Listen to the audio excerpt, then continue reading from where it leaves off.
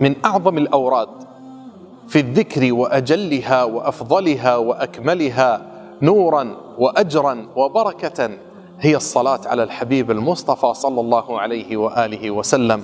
بلغ الدجى بجماله، فاق العلا بجلاله، يا محبين محمدا صلوا عليه وآله.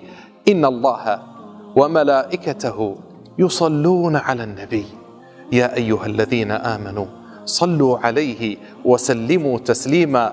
الله عز وجل يقول فيما أوصى به النبي صلى الله عليه وآله وسلم: من صلى علي صلاة صلى الله بها عليه 10.